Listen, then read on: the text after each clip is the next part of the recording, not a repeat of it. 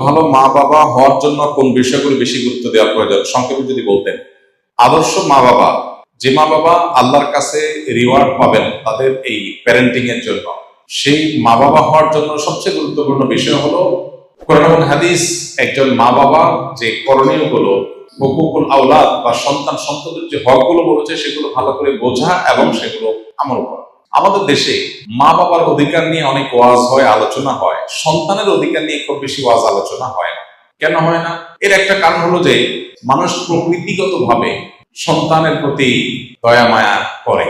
মা বাবার প্রতি মানুষের প্রকৃতিগত দায়িত্বশীলতা যতটা অনুভব হয়, মা বাবা সবসময় সন্তানদের খুশি করার জন্য, তাদের ভালোর জন্য চেষ্টাটা তুলনামূলক তার চেয়ে বেশি করে, অর্থাৎ প্রকৃতিগত ভাবে হয়। এই জন্য ওয়াজটা কম হয়। কিন্তু এটার কারণে যেটা হয়েছে, অনেক মা বাবা সন্তানের প্রতি কর্তব্যগুলো তারা বুঝেন না। কিয়ামতের ময়দানে কিন্তু এই কর্তব্য আদায় না করার কারণে আল্লাহর কাছে জবাবদিহিতার মুখোমুখি হতে হবে। এই জন্য আপনি মা বাবা হয়েছেন দেখে শুধু তাদের কাছ থেকে আপনার পাওনা আছে, আপনার কোনো কর্তব্য নেই এমনটি মনে করার কোনো কারণ নেই।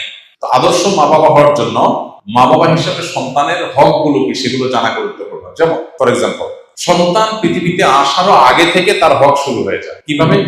আপনি অবিবাহিত, আপনি বিয়ে করবেন, তাহলে আপনি একজন দিনদার জীবন সঙ্গিনী খুঁজবেন।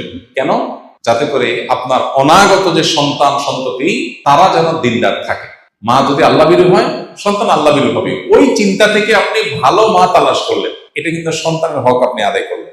আর আপনি ওইটা মাথায় রাখলেন না, আপনি টাকা পয়সা অন্যান্য বিষয়গুলোকে মাথায় রাখলেন, তাহলে আপনার সন্তান দিনদার আদর্শবান আল্লাহভীরু হওয়ার বিষয়টাকে আপনি খেয়াল করলেন না, তাহলে সন্তানের অধিকার নষ্ট করলেন একটা। ঠিক একইভাবে স্ত্রী সহবাসের সময় যে দোয়া পড়া হয়, এই দোয়ার মধ্যে কিন্তু অনাগত সন্তান যেন ভালো হয়, নেক হয়, শয়তানের পাকড়াও থেকে রক্ষা পায়, যেন দোয়া করা হয়। এটা কিন্তু সন্তান চিন্তা থেকেই আসে।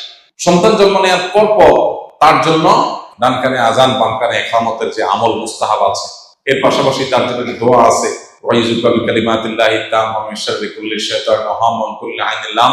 শয়তান থেকে পানা চাওয়া দোয়া, সন্তানের অধিকার, তাকে ভালো রাখার চেষ্টা, সন্তানের একটা সুন্দর অর্থবহ নাম নির্বাচন করা, এটাও তাকে ভালো মানুষ হওয়ার প্রত্যাশা থেকে রাখা। সেই সাথে সন্তানকে শুরুতে দিন দেওয়া, আল্লাহর সাথে পরিচয় করানো, আখিরাত মুখী করা, তার মধ্যে ঈমান বিল্ড করা, তৈরি করা, এর পাশাপাশি তার ভরণ পোষণ আদার সব বিষয় দেখা। আমরা সন্তানের অধিকার বলতে বুঝি তাদের শার্ট প্যান্ট দেওয়া, তাদের ভরণ পোষণ দেওয়া, এটা তাদের অধিকার বটেই।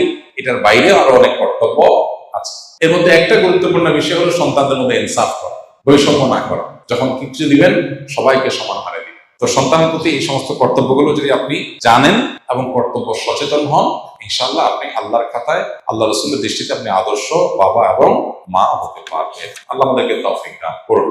একজন সাধারণ মানুষ হিসেবে আমি কিভাবে অনুভব করতে পারি যে আল্লাহ আমার সাথেই আছেন এবং তার উপস্থিতি প্রতি মুহূর্তে অনুভব করার আমল বা চিন্তা কি হতে পারে? এটা হলো তাকওয়ার সর্বোচ্চ লেভেল ভাই। ইহসান বলা হয় যেটাকে, আনতা আবুদাল্লাহ কান্নাকা তারা, আল্লাহকে দেখছেন এই অনুভব নিয়ে ইবাদত করতে পারা, এটা হলো ইসলাম, ঈমান, এরপরে ইহসান, সর্বোচ্চ লেভেলের আপার ক্লাসের মুসলমান হওয়ার মাধ্যমে এটা হতে পারে। এটা কিভাবে হবে? আপনি যত বেশি তাকওয়ার চর্চা করবেন, কোনো গুনাহের সাথে সংশ্লেষ করবেন না, দ্বীনের মধ্যে যত বেশি আসতে পারবেন, তত বেশি আপনার মধ্যে ইহসান আসবে, আল্লাহর প্রতি মনোযোগিতা বাড়বে ইনশাআল্লাহ বিইذنিল্লাহ। স্কিলে অবস্থান করার সময় আমরা একটি সুন্দর পরিবেশে ইবাদতের জন্য চাপে থাকলে একসময় ভালো ইবাদতের জন্য মন বসত, কিন্তু এখন আমার ঠিক মতো ইবাদতের জন্য মন বসে না। তাই আমাদের কি সাপ্তাহিক আমলের রুটিন, স্কিলে অবস্থানরত শিক্ষকরা যেভাবে আমল করেন, আমাদের কি এর আওতায় আনা যায় কিনা অনলাইনে, এতে করে আমাদের আমলের প্রতি যত্নবান হওয়া যাবে। মাশাআল্লাহ, খুবই দরকারি একটা প্রশ্ন করেছেন আমাদের এলামনাই কোনো একজন ভাই, যিনি আগে স্কিলে প্রশিক্ষণ নিয়েছেন, এখন কর্মজীবনে আছেন, কোথাও চাকরি বাকরি করেন। তার হালত বলেছেন তিনি যে এখানে একটা পরিবেশের মধ্যে থেকে আমল করা সহজ হয়, অন্য জায়গায় গেলে সেটা কর্মজীবনে সেটা হয় না। এটা মানুষের প্রকৃতি। মানুষ যখন অনুকূল পরিবেশে থাকে তখন আমল করতে পারে, প্রতিকূল পরিবেশে গেলে সেই সুযোগটা হয় না। এই জন্য তাকে কয়েকটা কাজ করতে হয়। এর মধ্যে সবচেয়ে বড় কাজ হলো তিনি যেখানে আছেন ওর মধ্যে তার অনুকূল পরিবেশ খুঁজে বের করতে হয়। আপনার অফিসে নিশ্চয়ই কিছু নামাজি মানুষ আছে, নিশ্চয়ই একটা ভালো মানুষ আছে, তাদের সাথে সম্পর্ক গড়ে তুলতে হয়। এমন জায়গায় বাসা নিতে হয় যেখানে ভালো মানুষের সাথে সংস্রব বেশি হবে, এমন জায়গায় নামাজ পড়বেন যেখানে ভালো মানুষ বেশি পাওয়া যাবে। আর যেটা আপনি প্রস্তাব করেছেন সেটা স্কিলের যারা দায়িত্বশীল আছেন তাদেরকে আমি বলবো বিবেচনা করার জন্য, যে আমাদের এলামনাইদেরকে কিভাবে আমলের ট্র্যাকের মধ্যে রাখা যায়। তবে আমরা একটা সুসংবাদ আপনাদেরকে দেই, আমরা ইনশাআল্লাহ অচিরেই একটা অ্যাপ ডেভেলপ করতে যাচ্ছি, যে অ্যাপের মাধ্যমে আমাদের হ্যাবিট গুলো আমরা শেয়ার করতে পারবো।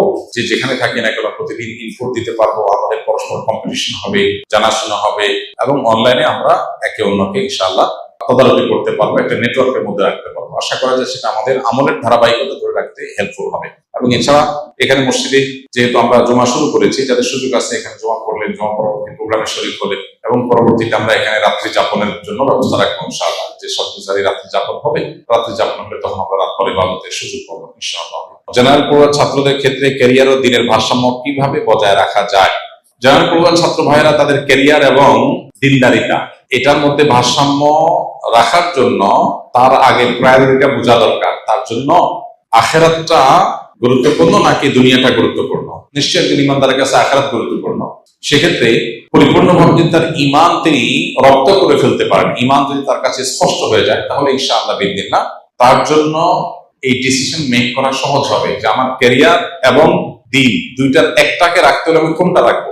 একজন ইমানদার অবশ্যই তার দিন রাখবে, ক্যারিয়ার চলে গেলে হবে। তো এই যে প্রায়োরিটি বোঝা, কোনটাকে আমরা বেশি গুরুত্ব দিব, এটা আমাদের ম্যাক্সিমাম মুসলমানদের মধ্যে দেখা যায় যে এটার ঘাটতি আছে। এটার ঘাটতি দূর করার জন্য আমাদের দিনটাকে নতুন ভাবে বোঝা দরকার। স্কিলে যে দাওয়াতি কাজ হয় সেটার একটা বড় উদ্দেশ্য হলো এটা, শুধু কিছু সূরা মুখস্থ করানো, সহি করা আর গদবাদা কিছু জিনিস মুখস্থ করার উদ্দেশ্য না। ভেতর থেকে আমাদের এই ফিলটা হওয়া যে আমি দুনিয়াতে অল্প কিছুদিন থাকবো, অনন্তকাল আমাকে আখেরাতে থাকতে হবে, সো সেটা আমার মূল প্রায়োরিটি। এটা রেখে আমার বাকিটা হবে আলহামদুলিল্লাহ, না হলে আমি স্যাক্রিফাইস করবো ইনশাআল্লাহ বিদিনিল্লাহ।